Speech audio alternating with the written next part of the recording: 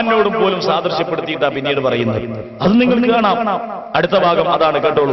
ഇബ്ലീസ്, ഫിർഔൻ, ഖാറൂൻ, Haman, Kanthapuram. ബഹുമാനപ്പെട്ട കാന്തപുരം ഉസ്താദ് ഇബ്ലീസിനെ പോലെയാണ്, ഖാറൂനെ പോലെയാണ്, ഹാമാനെ പോലെയാണ്. കണ്ടില്ലേ? ഇതാണ്. ഈ സലഫിനെ പറ്റി ഇനിയിപ്പോ മടവൂർ ഗ്രൂപ്പുകാരൻ പറഞ്ഞതോ അതും കൂടി നിങ്ങൾ കേട്ടോളി. ഇയാള് കിതാബൊന്നും പഠിക്കാറില്ല, ഇയാള് സലാം സുല്ലബിയുടെ ബുക്ക് അനുസരിച്ച് പ്രസംഗിക്കുന്ന ആളാണ്. ഇതിങ്ങനെ കാണിക്കാൻ മുമ്പൊക്കെ ഈ രൂപത്തിൽ ഇത് പറഞ്ഞാല് മൗലവിമാരപ്പം ഞങ്ങളെ മൗലവിമാരെ പറ്റി അങ്ങനെ പറയോ എന്നൊക്കെ ഉള്ള സംശയം ഉണ്ടായി. എന്നാ സംശയമൊന്നും വേണ്ട, കണ്ടോളൂ നിങ്ങള്. ഇത് മൗലവി, പിന്നെ മടവൂർ ഗ്രൂപ്പിൽപ്പെട്ട ഒരു മൗലവി അയാൾ പ്രസംഗിക്കുകയാണ്. ആ മൗലവി പ്രസംഗിക്കുന്നത് ഈ സലഫി, അയാൾ വലിയ മഹാനാണ്, പക്ഷേ അയാൾ സലാം സുല്ലബിയുടെ ബുക്ക് നോക്കിയിട്ട് പ്രസംഗിക്കുന്ന ആളാണ്. ഞങ്ങൾ ഉലമാവ് പണ്ടേ പറഞ്ഞു, നിങ്ങളെ പുരോഹിതന്മാരെ ബുക്ക് നോക്കി നിങ്ങൾ കുറിപ്പുണ്ടാക്കി പ്രസംഗിക്കല്ല. നിങ്ങൾ ഇസ്ലാം പഠിക്കും മക്കളെ, നിങ്ങൾ ഇസ്ലാം പഠിക്കും മൗലവിമാരെ, നിങ്ങൾ തീരെ പഠിക്കും സുഹൃത്തുക്കളെ പറഞ്ഞു. ഇവർ അംഗീകരിച്ചില്ല. ഇപ്പൊ അവരെന്നതാ പറയുന്നത്, കേട്ടോളൂ. വലിയ സ്ഥാനമാനങ്ങൾ ഏറ്റുവാങ്ങിക്കൊണ്ടിരിക്കുന്ന എന്റെ സുഹൃത്ത് ബഹുമാനനായ ഹുസൈൻ സലഫി, അദ്ദേഹം വലിയ പണ്ഡിതനാണ്, ഒരുപാട് സേവനം ചെയ്യുന്നുണ്ട്. അബ്ദുസ്സലാം സുലമി എഴുതി വെച്ചിരിക്കുന്ന എല്ലാ പുസ്തകങ്ങളും അദ്ദേഹം പൂർണ്ണമായി വായിച്ചിട്ടുണ്ട്. അതുകൊണ്ട് അതിലെ വിഷയക്രമത്തിൽ അദ്ദേഹം എല്ലാ വിഷയങ്ങളും അവതരിപ്പിക്കാറുണ്ട്. അതിലൊന്നും ഒരു മാറ്റവും വന്നിട്ടില്ല. അബ്ദുസ്സലാം സുലമി എഴുതിയതും അദ്ദേഹം പ്രസംഗിക്കുന്നതും ഒരേ നോട്ട്സ്, ഒരേ പുസ്തകം, ഒരേ ക്രമം. അതിലെ വിഷയക്രമത്തിൽ നേരത്തെ കണ്ട ഇബ്ലീസ് കാന്തപുരം എന്ന് പറഞ്ഞ ആള് സുല്ലമിന്റെ ബുക്ക് അനുസരിച്ച് പ്രസംഗിക്കുന്ന ആള്. ഞങ്ങൾ പറയുന്നല്ലോ ഇത്. ഞങ്ങൾ എന്തിനാ ഇവിടെ കാണിച്ച് പ്രദർശിപ്പിച്ച പ്രിയപ്പെട്ട സഹോദരന്മാരെ? അത് വേറെ ഒന്നിനുമല്ല, നിങ്ങൾ ചിന്തിക്കുന്നതിനും ആലോചിക്കുന്നതിനും വേണ്ടി മാത്രം. വളരെ നന്നായി നിങ്ങൾ മനസ്സിലാക്കുക, ഈ സമുദായത്തെ ശിർക്ക് തൗഹീദ് എന്ന് പറഞ്ഞ് ഭിന്നിപ്പിച്ച് രണ്ടാക്കി അല്ലെങ്കിൽ നൂറാക്കി വിഭജിക്കാൻ വേണ്ടിയിട്ട് രംഗത്ത് വന്ന് ഈ മുജാഹിദ് മൗലൈമാര്, ഈ മൗലൈമാർ അവസാനം ഈ രൂപത്തിലേക്ക് എത്തിയത് അവർ വിതച്ചത് കൊയ്തുകൊണ്ടിരിക്കുകയാണ്. വേറെ ഒന്നുമല്ല, വിതച്ചത് അവർ കൊയ്തുകൊണ്ടിരിക്കുകയാണ്, വിതച്ചത് കൊയ്തുകൊണ്ടിരിക്കുകയാണ്. പ്രിയപ്പെട്ട സഹോദരന്മാരെ, ഇത് വളരെ നന്നായി നിങ്ങൾ മനസ്സിലാക്കണമെന്ന് ഞാൻ ഓർമ്മപ്പെടുത്തുന്നു. അങ്ങനെ പോയിട്ട് ഇനി മൗലവി പ്രസംഗിക്കുന്ന എന്താണെന്നറിയോ? ഇവിടെ കുറെ സംഘടനകളുണ്ട്, SSF ഉണ്ട്, SYS ഉണ്ട്, SKSF ഉണ്ട്. ഇതിന്റെ മുകളിലൊക്കെ കരിവാരി തേച്ചിട്ട് സ്വർഗത്തിൽ പോകണമെന്നാൽ ഇനി അടുത്ത മൗലവി പ്രസംഗിക്കാൻ പോകുന്നത് അതാണ്. അതിന്റെ ഒക്കെ മുകളിൽ കരിവാരി തേക്കുക, എന്നിട്ട് സ്വർഗത്തിൽ പോവുക. സ്വർഗത്തിൽ പോകാനോ ഈ മുജാഹിദിൽ ചേരണം.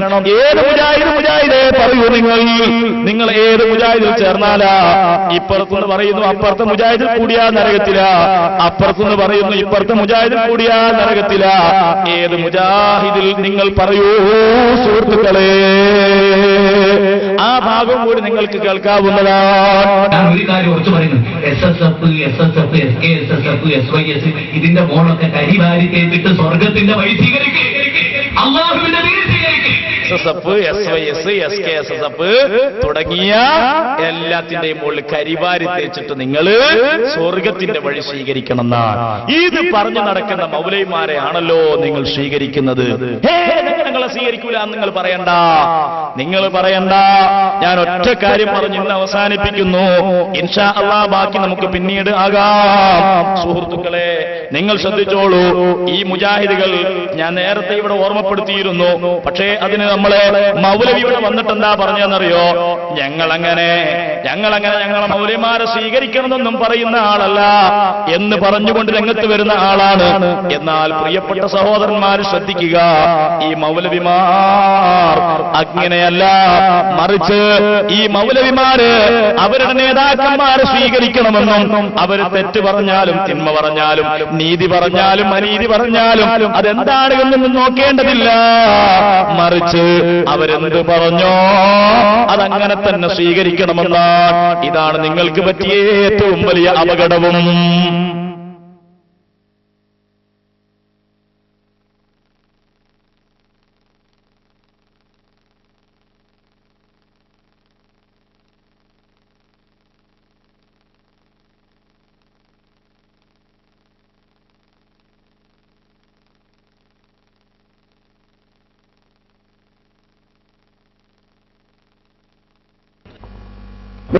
സഹോദരന്മാരെ, ഞാൻ കാണിക്കാൻ പോകുന്നു ഇവിടെ ഞാൻ കഴിഞ്ഞ പ്രാവശ്യം മുജാഹിദ് മൗലവിമാര് അവരുടെ നേതാക്കന്മാരെ സ്വീകരിച്ചുകൊണ്ട് അവർ എന്ത് പറയുന്നോ അതങ്ങനെ തന്നെ അംഗീകരിക്കണം എന്ന് പറയുന്നവരും അത് പഠിപ്പിക്കുന്നവരുമാണെന്ന് പറഞ്ഞപ്പോ നമ്മളെ മൗലവി നിഷേധിച്ചു.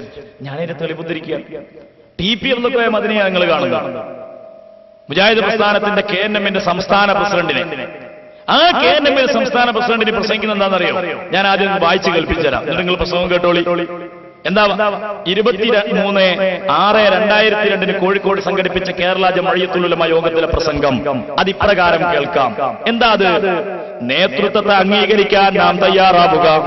നേതൃത്വം എടുത്ത തീരുമാനങ്ങൾ തെറ്റാണെങ്കിൽ ആ തെറ്റ് നേതൃത്വത്തിന് വിടുക. അപ്പൊ ഒരു ചോദ്യം ഉണ്ടല്ലോ, അള്ളാഹിന്റെ അടുത്ത് എന്ത് ചെയ്യും?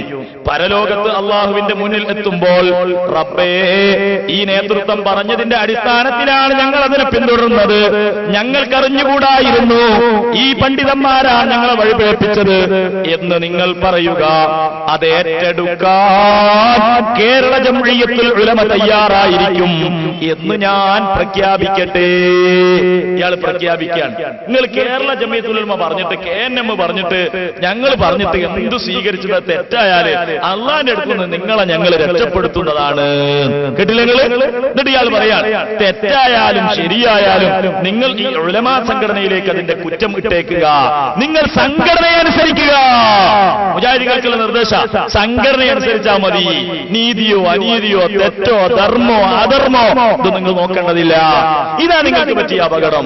നിങ്ങൾ വസ്തുതകൾ മനസ്സിലാക്കിയില്ല, നിങ്ങൾ കാര്യങ്ങൾ പഠിച്ചില്ല, അത് നിങ്ങൾക്ക് നിഷേധിക്കാൻ കഴിയൂല, നിങ്ങൾ ഇങ്ങനെ പറഞ്ഞിട്ടില്ല എന്ന് TPയുടെ തന്നെ പ്രസംഗമാണ് ഞങ്ങൾ ഇവിടെ കേൾപ്പിക്കാൻ പോകുന്നത്. വായിച്ചു, നിങ്ങൾ നിങ്ങളുടെ പുസ്തകത്തിൽ എഴുതിയത്, അതിന് പുറമെ ആ മനുഷ്യന്റെ പ്രസംഗവും കൂടി ഞാൻ കേൾപ്പിക്കുന്നു. കേട്ടോളൂ. ബഹുമാനായ TP അബ്ദുൽ നമ്മോട് സംസാരിക്കുന്നു. നേരെ മറിച്ച് നേതൃത്വം പറയുന്നതിനെ ധിക്കരിച്ചവർ, അത് പ്രവാചകന്റെ അനുയായികളുടെ മാർഗമല്ല. അത് ധിക്കരിച്ച സന്ദർഭങ്ങളിലെല്ലാം നമ്മുടെ ജമാഅത്തിന്, നമ്മുടെ സംഘടനക്ക്, നമ്മുടെ സംഘത്തിന്, നമ്മുടെ കൂട്ടായ്മക്ക് വലിയ അപകടകരമായ സന്ദർഭങ്ങൾ ഉണ്ടായിട്ടുണ്ട്. ഈ കാര്യം നാം പ്രത്യേകമായി ഓർക്കണം. നാം ഒരു പ്രതിസന്ധിയിലാണ്. നേതൃത്വത്തെ അംഗീകരിക്കാൻ നാം തയ്യാറാവുക. ആ നേതൃത്വം എടുത്ത തീരുമാനം അത് തെറ്റാണെങ്കിൽ ആ തെറ്റ് അവരിൽ ചുമത്താൻ നാം തയ്യാറാവുക. പരലോകത്തെ അള്ളാഹുവിന്റെ മുന്നിൽ റബ്ബേ, ഇവർ പറഞ്ഞതിന്റെ അടിസ്ഥാനത്തിലാണ് ഞങ്ങൾ ഇതിനെ പിന്തുടർന്നത്, ഞങ്ങൾക്ക് അറിഞ്ഞുകൂടായിരുന്നു, ഈ പണ്ഡിതന്മാരാണ് ഞങ്ങളെ വഴിവേൽപ്പിച്ചത് എന്ന് നിങ്ങൾ പറയുക. അത് ഏറ്റെടുക്കാൻ കേരള ജംഇയ്യത്തുൽ ഉലമ തയ്യാറാണ് എന്ന കാര്യം ഞാനിവിടെ പറയാം. അപ്പോ കേരള ജംഇയ്യത്തുൽ ഉലമ ഏറ്റുകഴിഞ്ഞു മുജാഹിദീങ്ങളെ എല്ലാ കുറ്റവും.